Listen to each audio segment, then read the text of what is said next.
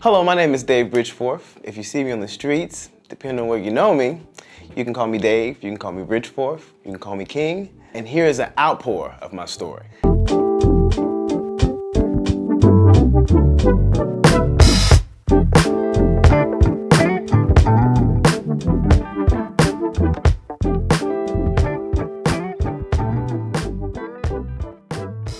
I came out to my family one way, and through a letter to all of my family members, and then when I came out to the world and the community, it was a whole different experience. I came out to my family probably right after high school, my senior year, knowing that I was different, didn't know if I was bisexual, if I was gay, I was something, and I expressed that in some letters to my family, mailed them to them, and I got an outpour of love and support from my family.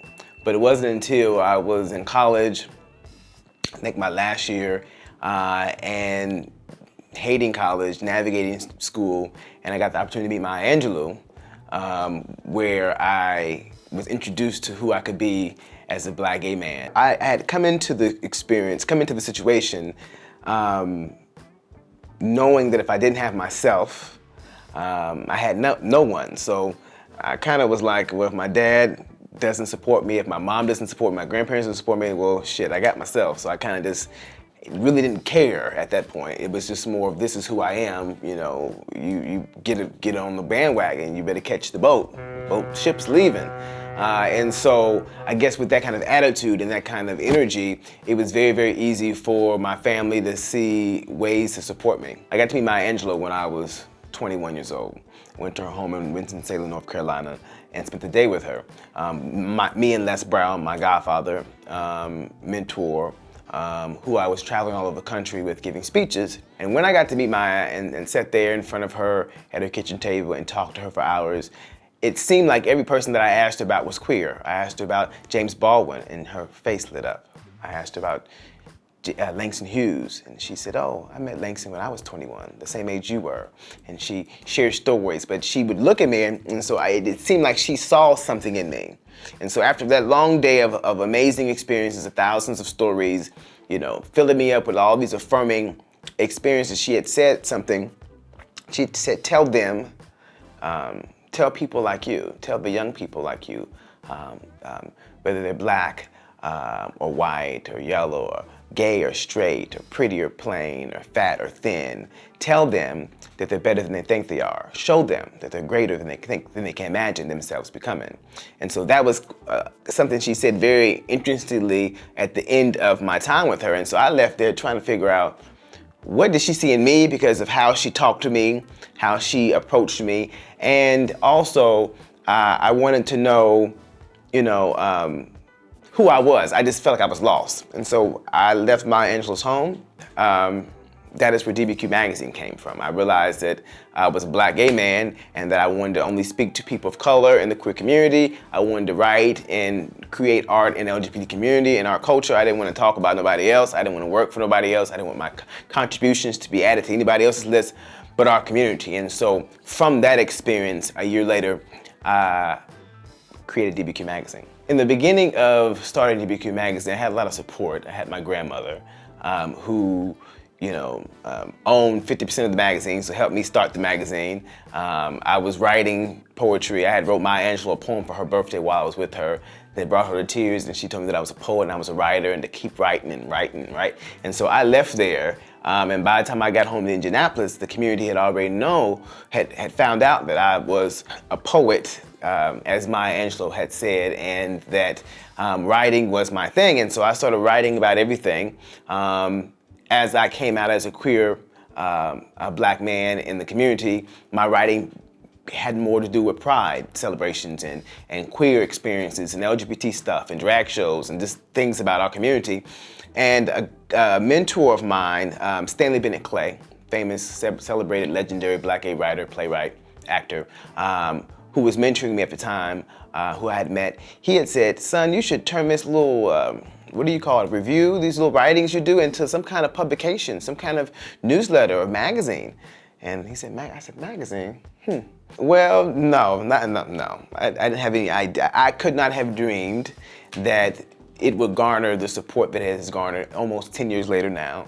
Our second issue went national because on CNN there was this young kid that had been gay bashed in I think Indianapolis, my hometown, or the city next to me, in his school. And it was national news. This young black gay feminine kid was gay bashed by some thugs, and his mama was trying to get the school to take care of the kid, and they weren't, and so the kid had brought a stun gun to the school, and it was a big deal. The kid got expelled and suspended. It's national news. He's on Don Lemon's show, talking about how he didn't, how he overcame the pressures and all the stuff of dealing with it in school, and how he didn't commit suicide, and how he found strength. And this young kid pulled my second or third issue of my print magazine that started in Indianapolis up on TV and talked about this magazine giving him hope and inspiration and power and strength and all these things, and helping him not commit suicide and let him know that it was okay to be his feminine self. Now, I woke up the next morning to a outpouring of national support and interest to my little local magazine because of the second or third issue, because some gay kid, who now I love very much, I know him very well, was found inspiration in my magazine. So that was the first thing. And then maybe the next issue, when we expanded from Indianapolis to Indiana, to Ohio, Kentucky, Chicago, we got to Chicago. It was Chicago Pride, and we were passing magazines out on the street corners in Pride. And the end of Pride, I got a call from Reggie Wells, which was Oprah Winfrey's makeup artist and cover director for 25 years, who was retiring because Oprah Winfrey was going from Oprah Winfrey Show to OWN, and he wanted his check, and he was done. He had saw my magazine and called me, got my number, and called me and said, "Are you the gay boy painted the wrong color on the cover of this magazine?" I said, "Excuse me?" He said, "Are you the queen that has painted the wrong color makeup on the cover of this magazine?" And I said, "Who is this?" He said, "It's Reggie Wells." And I knew exactly who he was. And he said, "I saw your magazine on the corner here in Chicago, and whoever's painting your face needs some help. And so you need to come to Chicago since you're in Indianapolis, and let me teach your makeup artist how to do your face right if you're gonna do this magazine." And that was the universe, if you will. It was Mother, Father, God giving a contribution to my efforts again.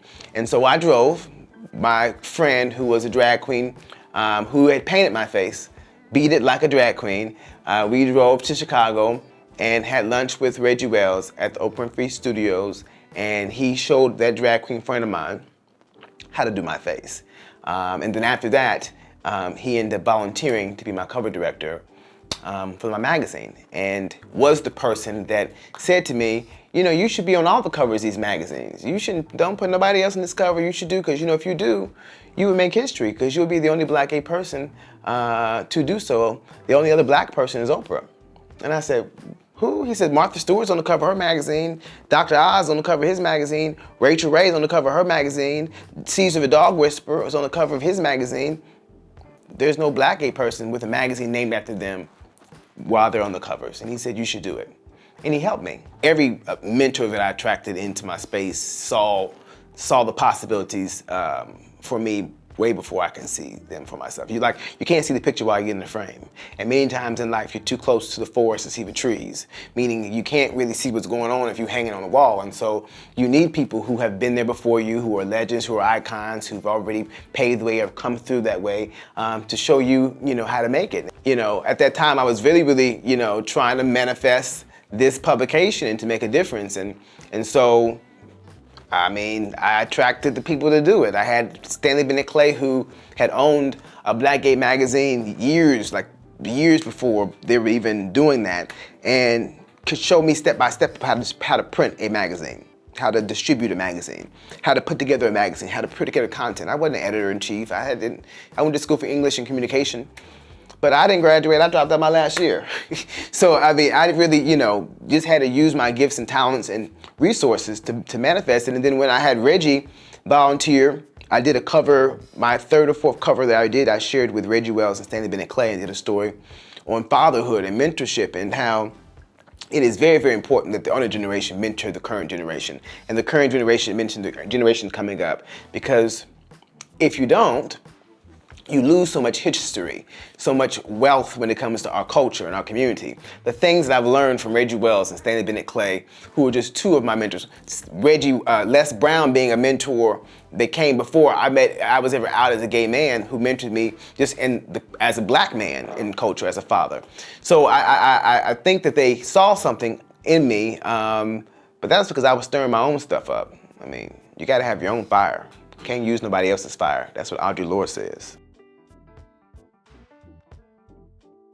So this cover is very special because I shot it in Atlanta. It's the last magazine that I printed, and the last Loud 100 party that I did, an event I did. We do an annual list called the Loud 100, where we select 100 of the most influential LGBTQ people in the country of color, and we celebrate them in the magazine. And for the past 5 or 6 years, I've done an actual event. The magazine's produced our big annual event, this is usually our biggest issue, and our event is, usually dope. We started all in the black community in Harlem, from the National Black Theater to the Aaron Davis Hall to Schomburg, and to Carnegie Hall was our 5th year of doing it, and this was the magazine that was dropped out in Carnegie Hall, which was a very historical event, and it was amazing. It was dope. So this is legendary. This is when Julian Walker, who was in Blackbird, the summer issue that I did, and I had just got my heart broken on a relationship. And yeah, I just had my heart broken, and I remember that we went to this was in Central Park. Me and the photographer went to Central Park, and I just wore white because it was hot as hell. And I laid in the grass with my little curly hair, and he took pictures above me. And that was the cover for that magazine, because I really was distraught. Yes, I remember this stuff. Yeah, this is old stuff. Look at Julian Walker. He don't look like that no more. Yeah, okay. This is 2014. This is after my breakup, when I was pissed and bitter and that was one thing I wrote. Because see, the pieces I write, these big pieces that I would feature, this is called Bitter Bitch. It's your secrets to make you sick. And I also interviewed Darnell Moore about love and sex. It was if you guys haven't read this interview, it was a very hot interview. This was shot in Malibu, California, if I'm not mistaken. This is when Maya Angelou died. This is the issue that Maya Angelou died, because I wrote a piece called Letter to My Son, because I remember asking Maya, she just wrote a book called Letter to My Daughter, and I had asked her if she was going to do a book called Letter to My Son, and she said she was, because I was like, I done read your daughter book, I'm not your daughter, but I want you to read a son version of the book. And Maya Angelou said that she was going to do one, but she never did do one. And so I wrote a piece called Letter to My Son, and as a tribute to Dr. Maya Angelou, and I put the poem that I wrote for her on her birthday in here, and told the story of how, just how when you enter her home, what that experience is like. It's a very special issue. Yeah. This issue is my 30th birthday issue, where I did my nude photo shoot. I had planned in my early 20s to eventually, because if you see, I'm mostly clothed on most of these magazines, and I said, now this body is cute under here, I just gotta work on it. So like 22, 23, me and my best friend Pony Zion, he would talk about me saying, it's time for you not to be a little boy anymore on the cover. You need to be a grown man, and a grown man has a chest. And so he would take me in Harlem to the gym, and we would go work out and push the weights until I got a chest plate. And so I had worked from my early 20s with a goal of my 30s doing a nude photo shoot, paying myself to do a nude photo shoot on my own magazine cover.